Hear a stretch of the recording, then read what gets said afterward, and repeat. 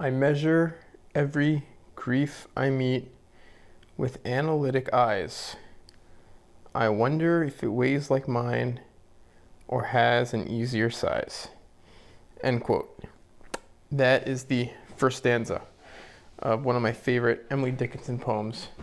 And for me, like a big part of the draw to poetry is like that moment of recognition, that moment of that sense of like shared experience that you have with the poet across time and across space. And I get that in this opening line. I measure every grief I meet with analytic eye.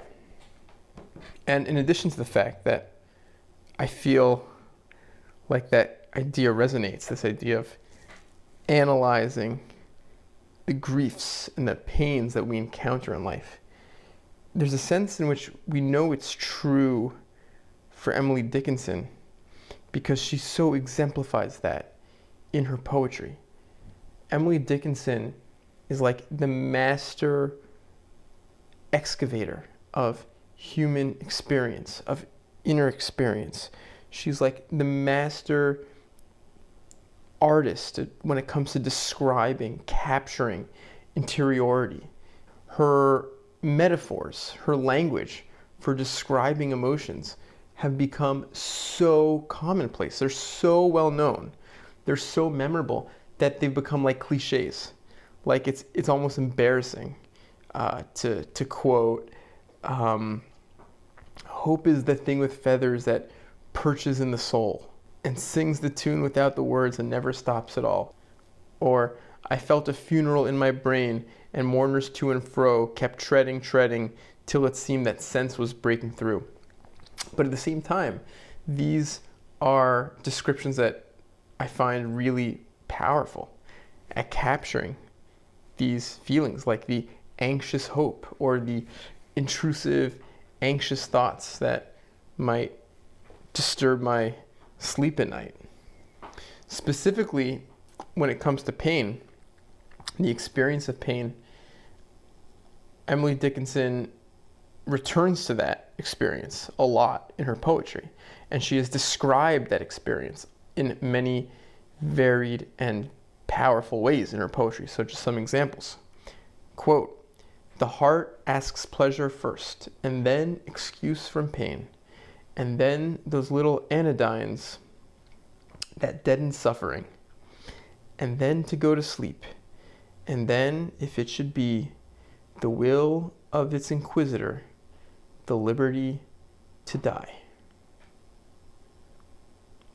And I think that last line of this poem hits with super powerful effect by the way she breaks the rhyme scheme. I think it's always really important to pay attention to not just the way Emily Dickinson rhymes words, but when she chooses to break away from the rhyme scheme, whether it be for emphasis or for sort of introducing external layered kind of voices into a poem. But in this particular case, I think that's a really powerful effect. Another poem, quote, "Pain expands the time, ages coil within the minute circumference of a single brain. Pain contracts the time, occupied with shot, gamuts of eternities are as they were not." End quote. And what this poem has, which we find in a lot of Emily Dickinson's poetry, is a playing with size, expansion and contraction. She says gamuts of eternity. She's really interested in this interplay between the finite and the infinite and juxtaposing these things. So now we're going to continue in the original poem, the first poem, which I'm interested in reading before I interjected some other poems into there. But the poem of "I measure every grief I meet." And we read the first stanza so far. And now we're going to read the second stanza of this poem. And in this stanza, we start getting Emily Dickinson's like dimensions of grief, dimensions of pain, the different ways that she's found of differentiating and describing a person's pain. This is her analytic eyes in practice, documenting, formulating the different varieties of grief that she observes in the world. Quote, "I wonder if they bore it long, or did it just begin? I could not tell the date of mine. It feels so old a pain." End quote. And that interjection of that voice, "I could not tell the date of mine," like the rhyme scheme falters, and it's like the poetic voice falters in a way. There's a weight to that experience which intrudes into the structure of the poem, it seems to me. Quote, she continues, "I wonder if it hurts to live, and if they have to try, and whether could they choose between, it would not be to die. I note that some, gone patient long, at length renew their smile, in imitation of the light that has so little oil. I wonder if when years have piled some thousands on the harm that hurt them early, such a lapse could give them any balm. Or would they go on aching still through centuries of nerve, enlightened to a larger pain, in contrast with the love." End quote. So that's not the end of the poem yet, but those two last lines are dealing with like such a fundamental question when it comes to pain, when it comes to grief. It's a question that I think about when I experience, or more commonly observe, other people in pain and in grief. And it's a question of what's going to happen to that grief over time. And unfortunately, I've known people who've lost loved ones, and it's such a trauma, it's such a disaster, such a nightmare. And what happens to that over the years? And she sort of gives two possibilities.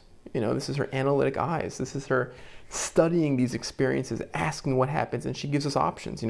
Perhaps that the thousands of years, the years that pile on, there's balm. There's a certain succor, a certain comfort that comes with that. And the other option that she offers is so dark.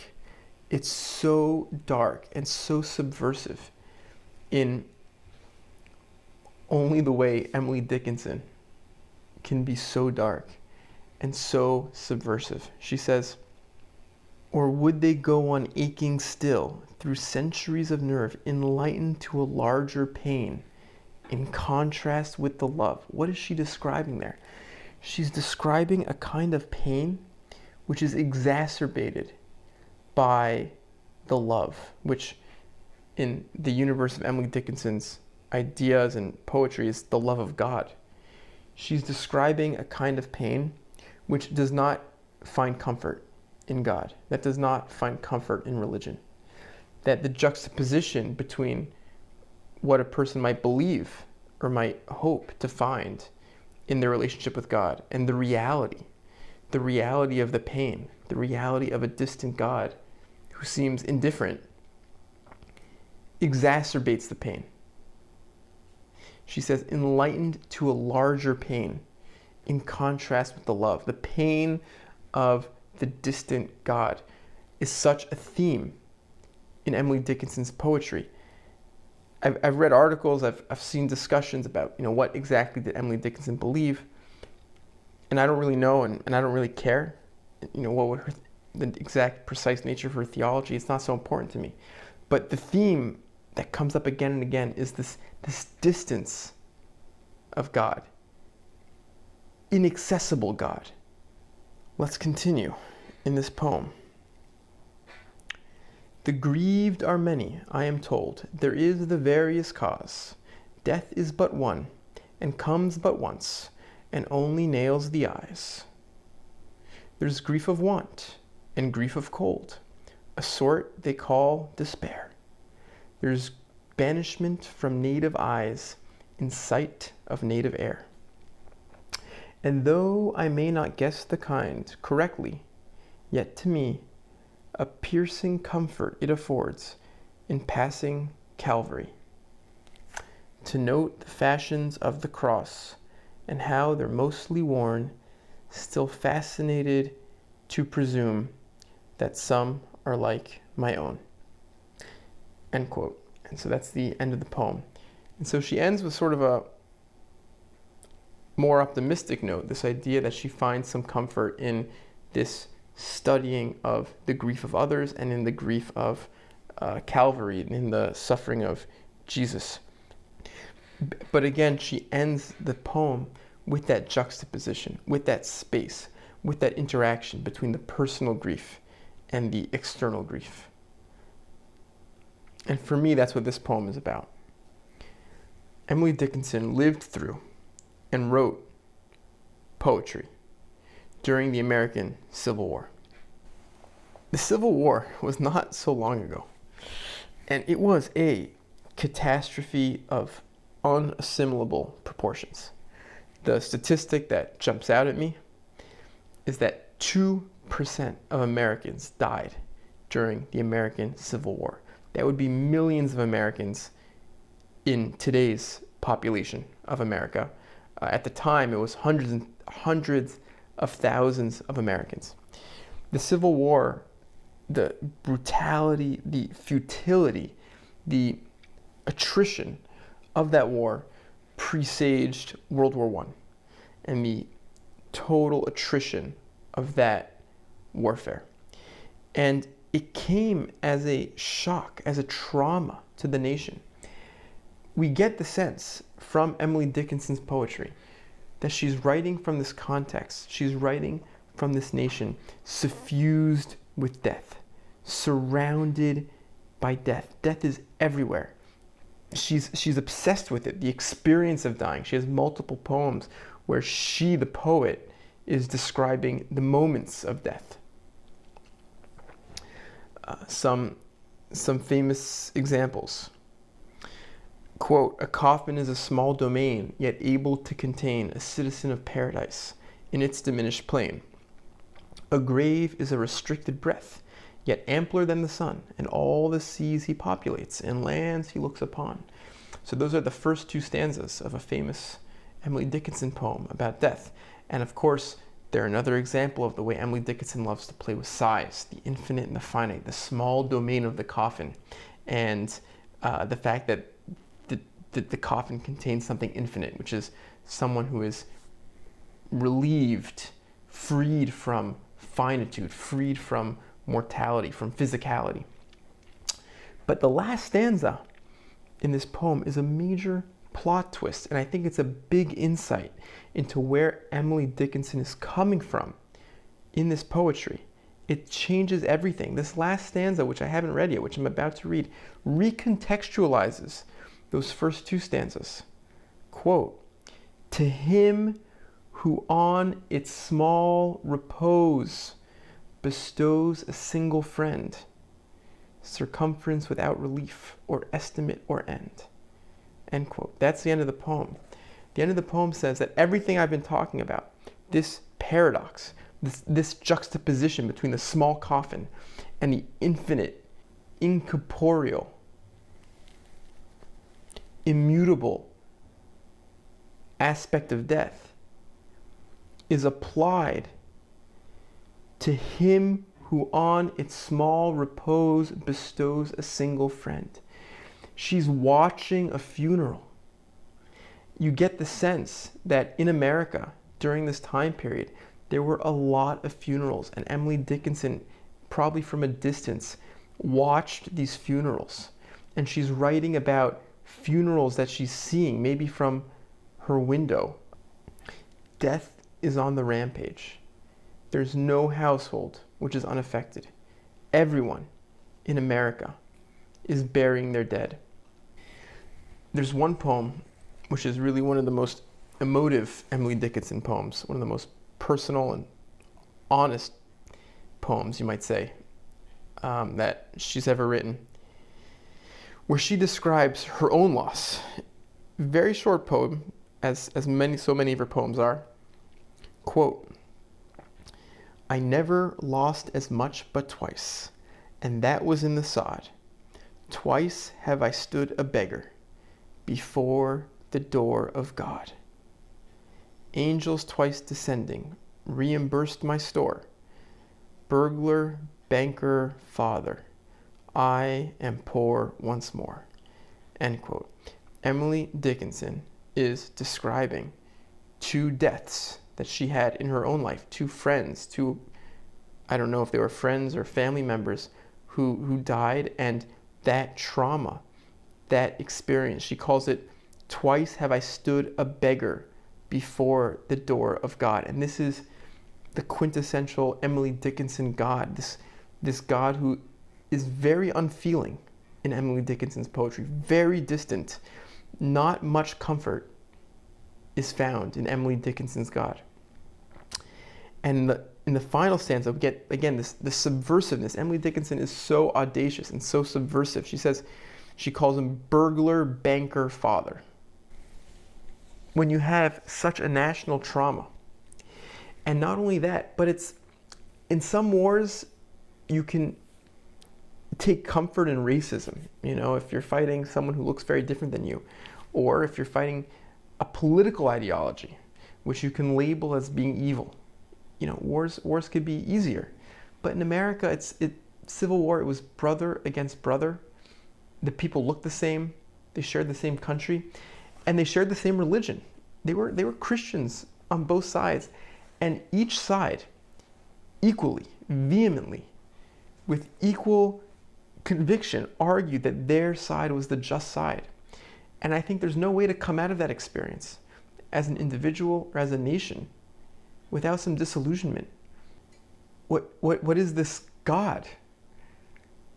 What is that both sides could be so equally convinced in their righteousness, the righteousness of their cause.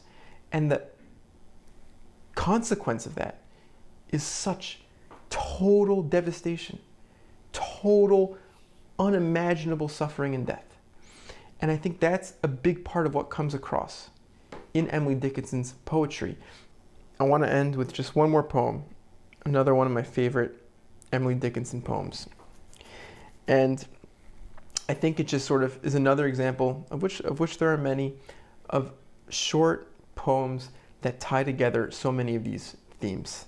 It's this forensic analysis of inner experience. It's this trying to bottle and describe, capture an experience with precision, with meticulous precision, with penetrating insight. I think we're going to get that in this poem, which I'm about to read. And also, the way in which God in Emily Dickinson's poetry is often a source of pain. And of course, the theme of death.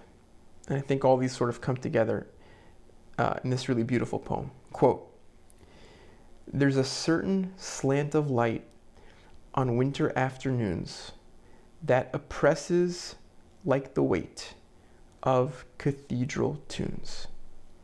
Heavenly hurt it gives us. We can find no scar, but internal difference where the meanings are. None may teach it anything. 'Tis the seal, despair, an imperial affliction sent us of the air. When it comes, the landscape listens. Shadows hold their breath. When it goes, 'tis like the distance on the look of death." Thank you for watching.